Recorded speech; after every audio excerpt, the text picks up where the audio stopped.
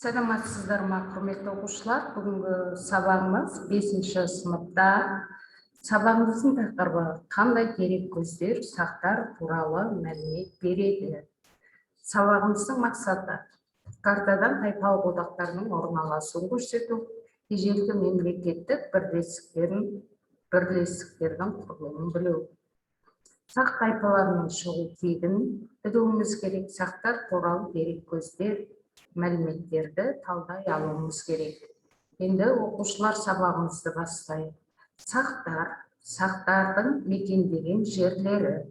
Біз алдыңғы сабақта сақтар, Парадария, Хаумаваға, Тиграхауды деген сақтардың 3 түрлері бар. Сақ тайпалардың мекендеген аумақтың оқыған болатынбыз. Енді осы білімімізді ары қарай жалғастырайық. Сақтар дегеніміз біздің заманымыздан бұрынғы 1-ші мыңжылдықта орталық Азия мен Қазақстан жерін мекен еткен ежелгі тайпа екенін барлығымыз білеміз. Енді біздің заманымыздан бұрынғы 1-ші мыңжылдықта мекендеген осы тайпалар туралы мәліметтерді қайдан алатынымыз туралы бүгін оқитын боламыз. Құрметті оқушылар, сақтар туралы дерек көздер. Бұл сақтар туралы алғашқы мәліметтер алғаш рет Парсы патшалығының тастағы сына жазбаларында, грек-рим авторларының шығармаларында, Геродот пен Страбонның еңбектерінде кездеседі екен.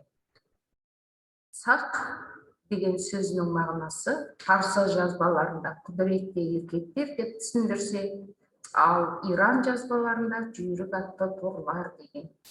Ежелгі грек авторлары сақтарды азиялық іскектер деп те атаған екен. Біздің заманымыздан бұрынғы 484-425 жылдар өмір сүрген грек тарихшысы Геродот шошақ бөрікті сақтарды Тиграхауда және немесе массагеттер деп атаған. Грек деректерінде көшпелі тайпалардың тағы бір атауы дайлар, дай деген сөзден кездеседі екен.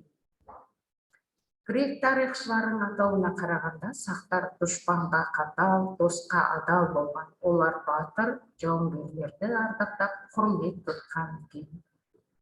Грек авторы Ктесий сақ әйелдері ержүрек келеді, соғыс қаупі төнген кезде ерлеріне көмек көрсетіп, ұрысқа араласады деп баяндайды.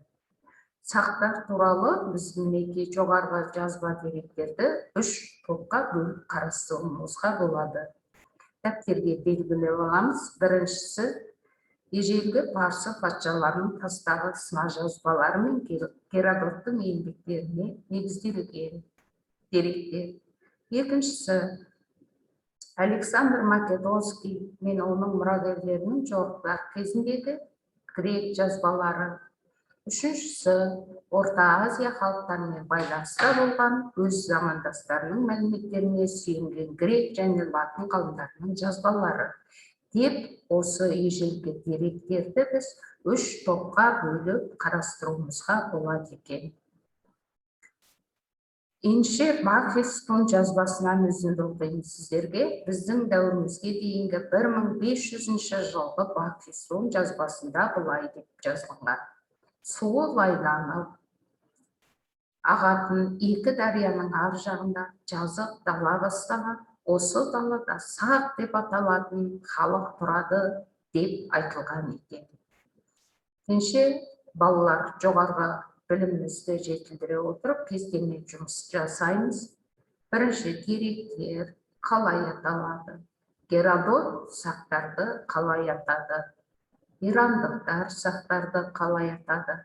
Гректерде сақтарды қалай атады? Парсы деректерінде Аристей, Ксенофон сақтарды қалай атағаны туралы белгілейміз.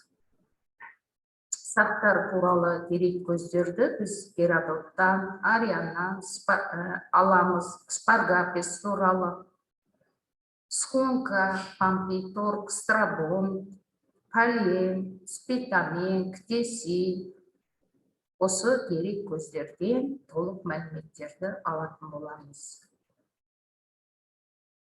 Енді бүгінгі сабақты түсінгендеріңді білімге сапар сәтті болды ма? Балалар өздерің тексеріңдер. Жақсы. Немесе сіздерге жанармай қажет пе? Егер жанармай қажет болса, келесі сабақта қайталайтын боламыз. Назарларыңызға рахмет.